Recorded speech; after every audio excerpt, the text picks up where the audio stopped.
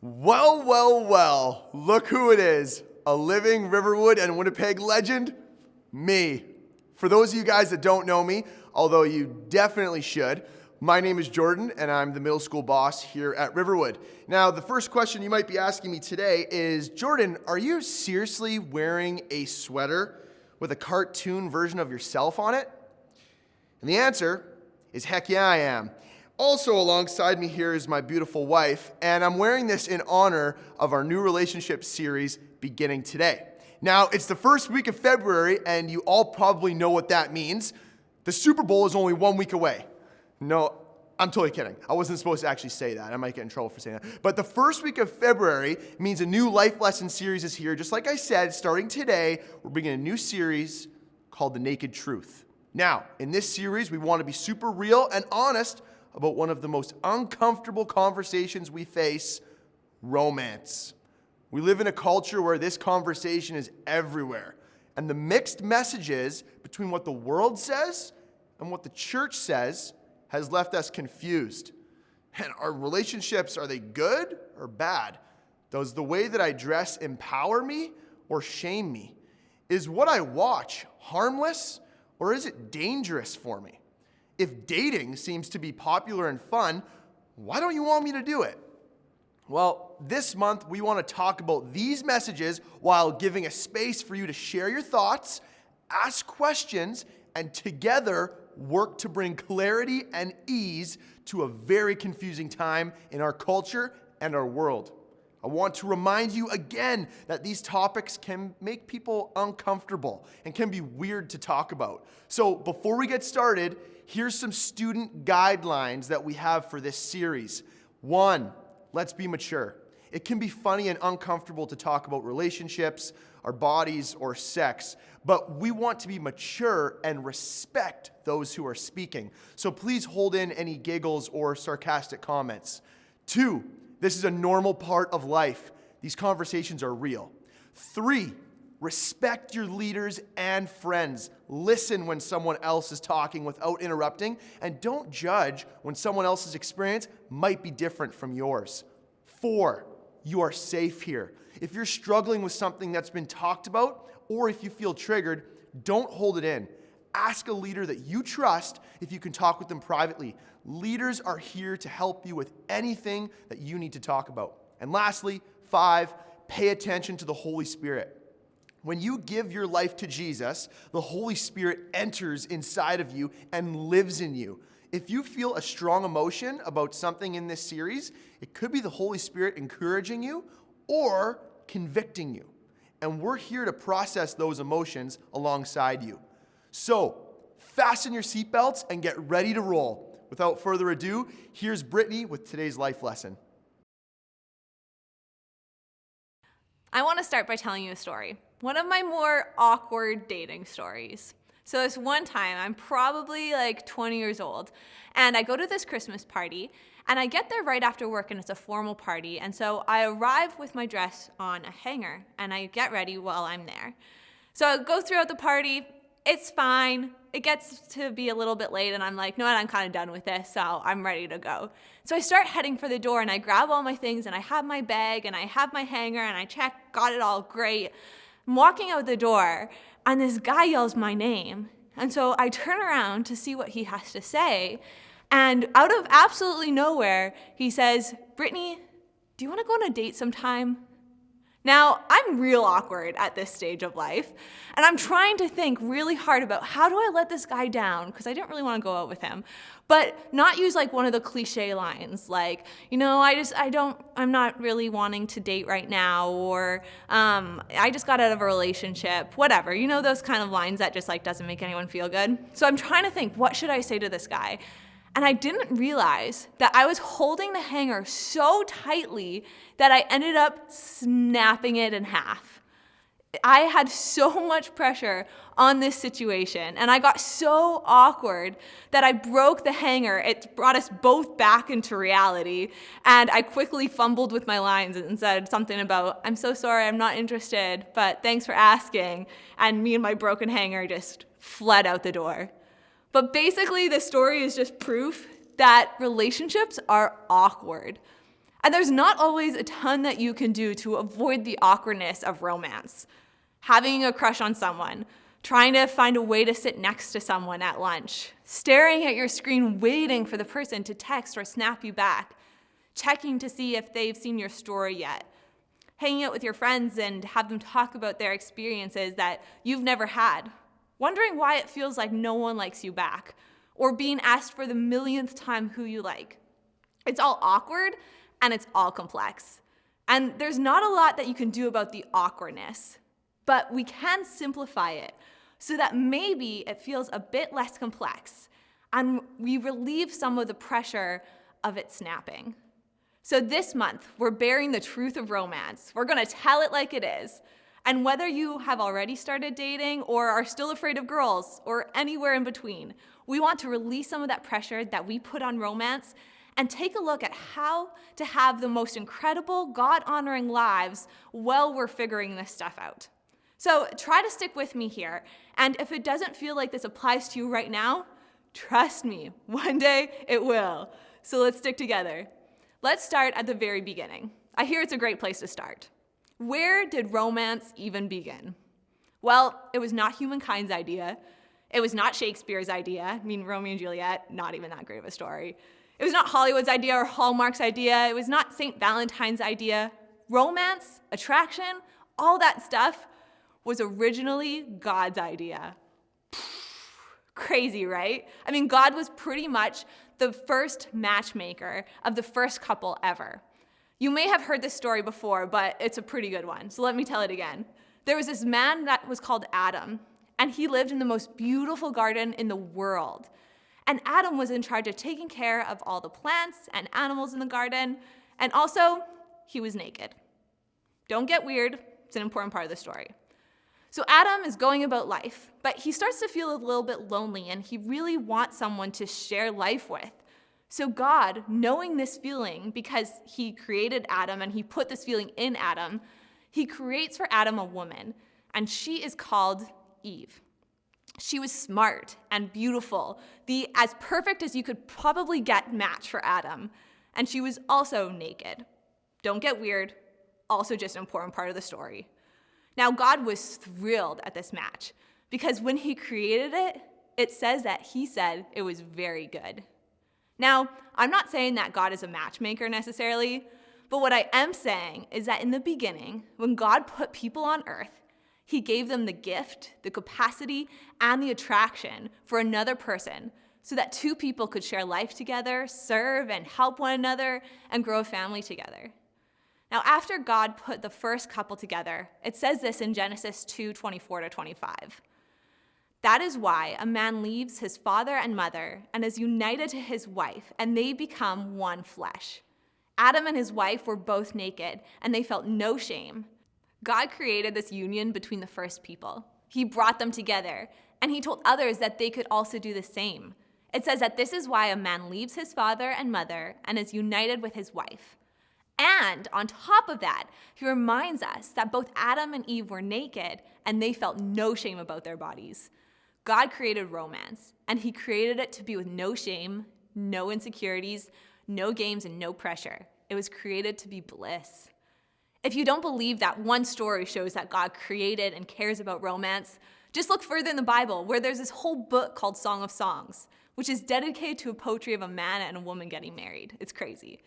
Now, romance is a beautiful part of life created by God. It's not something to be ashamed of. It's not something to run away from. When the time is right. Now, emphasis on when the time is right. Just because you have attraction and can pursue and invest in romantic relationships does not mean that is the right time for you. But when the time is right, romance can be a beautiful gift from God. So we've established that God created romance. But since the beginning, basically right after the first couple joined together, there's been someone trying to steal it and sabotage it.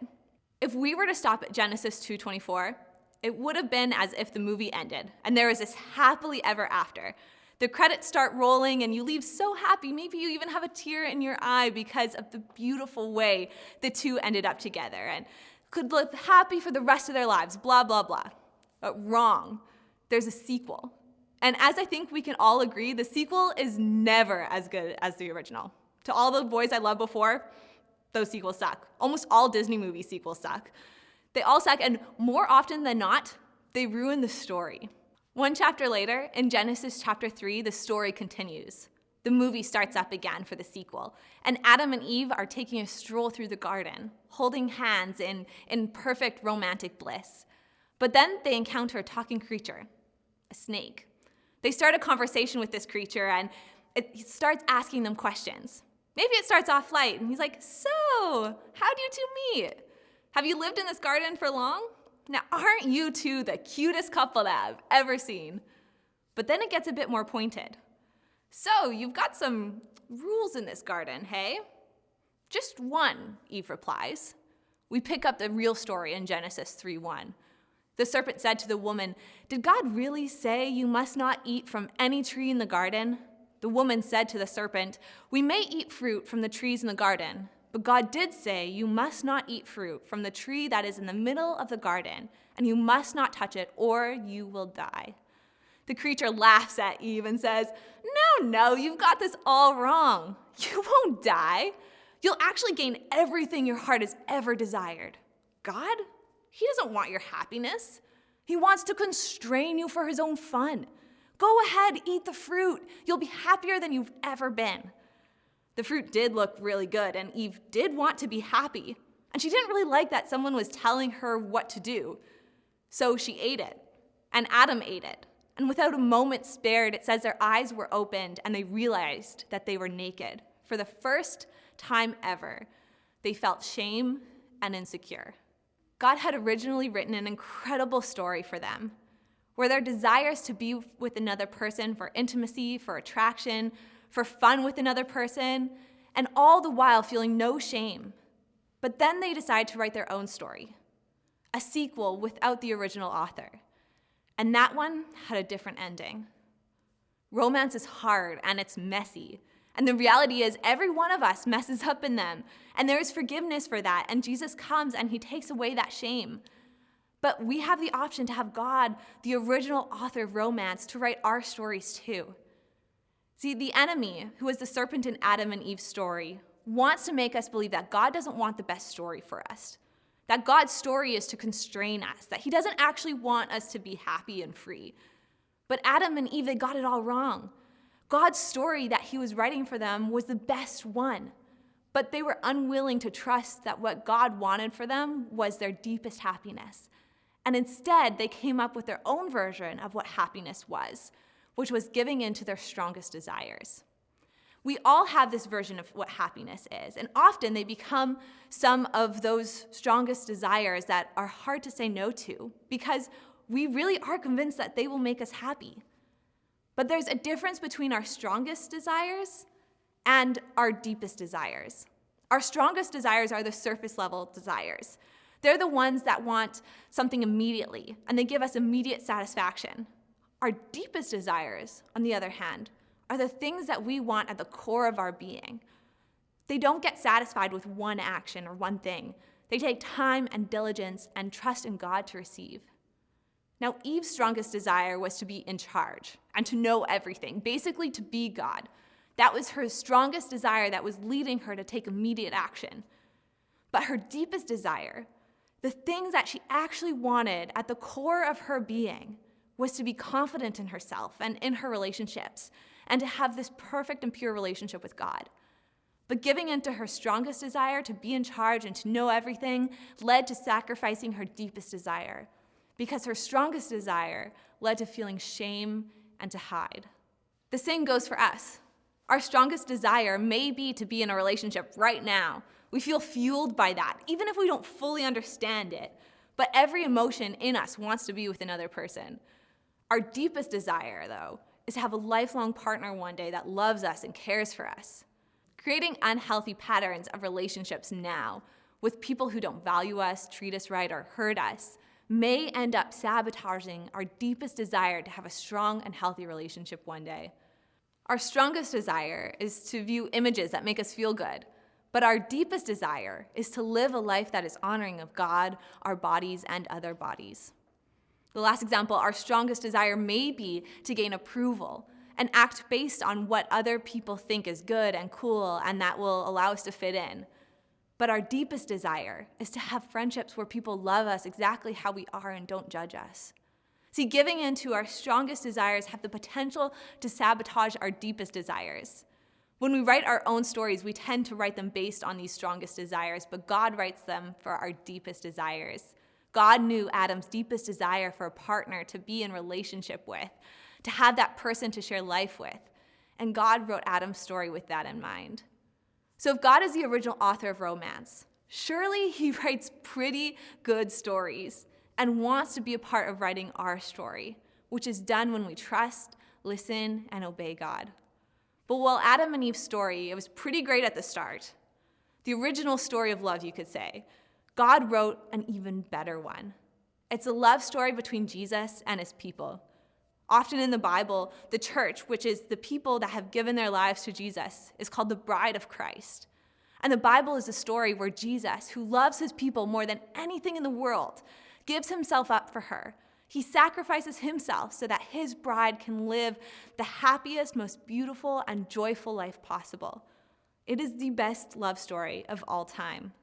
Ephesians 5:25-26 compares the love of Jesus to how romantic love should be.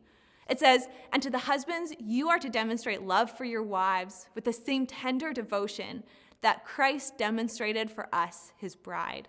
For he died for us, sacrificing himself to make us holy and pure, cleansing us through the showering of the pure water of the word of God."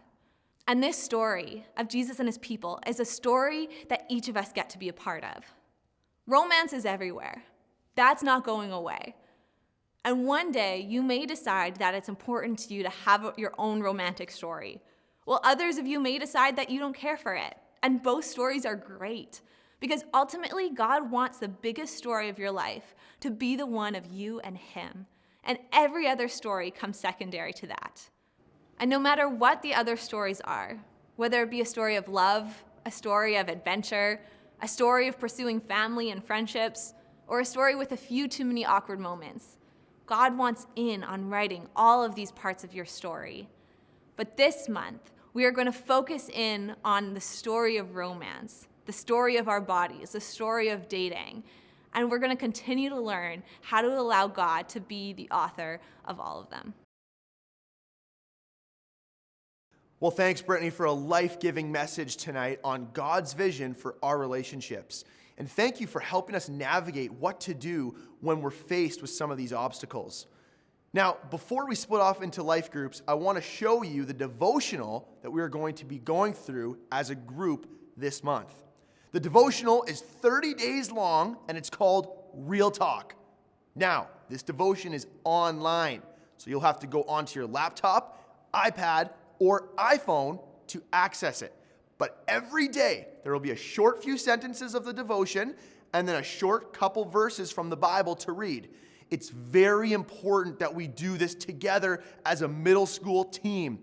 Everyone will be on board. Your leaders and your fellow students will be doing the devotional, even me, every day for 30 days until the series is over. And each week, you will take time in your life group to chat about what you learned in your Devo time from the week before. Guys, I can't tell you how important this is. It's such an easy task to complete every day, but together we will benefit so much from doing it as a group. Each day that you complete the devotional, you will learn more about who God is and why he wants us to live the way that he calls us to. So, to begin the devotional, each of your leaders will have postcards for you. The postcard will give you instructions on how to begin the devotional for either when you get home tonight or tomorrow. As well, we have sent a big email out to all parents with the link to begin the devotional. You can start it by clicking on that link as well. Last of all, throughout this entire month, you may have questions about what we're talking about. We want to answer those.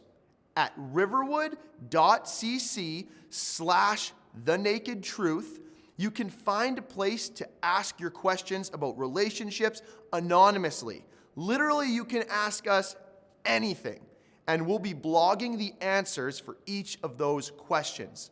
But now, it's time for some discussion. So go ahead and split off into your life group.